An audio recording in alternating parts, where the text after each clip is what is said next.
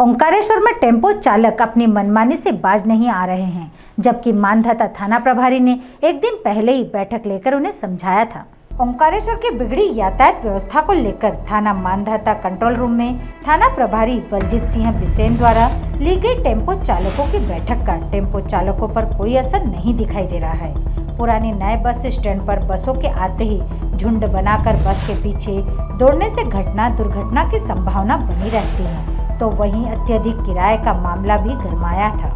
जिसके बाद थाना प्रभारी द्वारा ली गई बैठक के बाद भी टेम्पो चालकों की मनमानी जारी है। नगर कांग्रेस अध्यक्ष गोपाल खंडेलवाल ने प्रशासन से व्यवस्था दुरुस्त कर कठोर कार्रवाई की मांग की है। गुरुवार दोपहर को ली गई तस्वीर व्यवस्थाओं की पोल खोल रही है, जिसमें आसानी से समझा जा सकता है कि टेम्पो चालक कितना नियम का पालन कर रहे हैं। उल्लेखनीय है कि ओंकारेश्वर में 2 बस स्टैंड संचालित हो रहे थे,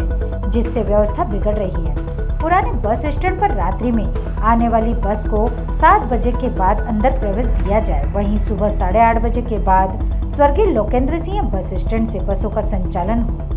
मेरी आंखों के सामने देख रहा हूँ, बस जैसी उतरी और आजू बाजू पूरे ऑटो लग गए हैंगे और इनकी व्यवस्था सुधारने में 24 घंटे भी नहीं लगे और 24 घंटे के अंदर ही वापस व्यवस्था चुस्त दुरुस्त जो करना चाहिए थी वापस बिगड़ गई है ये। तो ये गलत है ना, कुछ भी एक्सीडेंट होगा,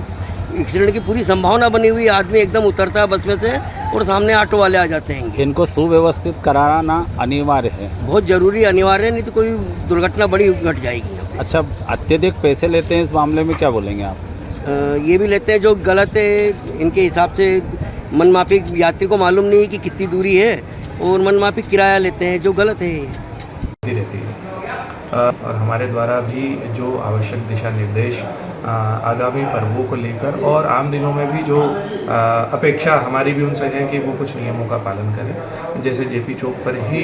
यदि उनकी सवारी उतरती है तो वो वहाँ पर अन्य सवारी के लिए वहाँ पर वेट ना करें, ताकि वहाँ पर जाम जैसी स्थिति ना हो। इसके अलावा ब्रह्मपुरी क्षेत्र में भी जब उनका ऑटो जाता है तो वहाँ भी अधिक देर तक या किसी प्रकार से अनावश्यक कोई ऑटो या अन्य वाहन खड़े ना रहें, इस संबंध में हमने उन्हें दिशा निर्देश दिए हैं। इसके अलावा कई बार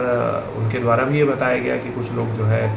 नाबालिग बच्चे भी ऑटो चलाते हैं, तो हम लोगों ने उन्हें सख्त हिदायत दी है कि आपके परिवार का या कोई भी किसी प्रकार का कोई सदस्य जो बिना लाइसेंस वाला ना हो और अपात्र ना हो किसी भी प्रकार से, कोई भी व्यसन करके और इस प्रकार से कोई भी ऑटो न चलाए, ना ही नाबालिग लड़के ऑटो चलाएं, ताकि किसी प्रकार की अव्यवस्था न फैले और किसी भी श्रद्धालु को असुविधा ना हो। आवश्यक दिशा निर्देश हमारे द्वारा दिए गए हैं और इसके संबंध में हमारे द्वारा उन्हीं की मांग पर उन्होंने भी बोला कि हम एक व्हाट्सएप ग्रुप का निर्माण करें, जिसमें हमें समय समय पर यदि कोई भी दिशा निर्देश, कोई भी मार्ग परिवर्तन की कोई जानकारी होती है तो वो हम लोग उस व्हाट्सएप ग्रुप के माध्यम से उनको तत्काल मुहैया करा देंगे, उसमें डाल देंगे। इसके अलावा हमने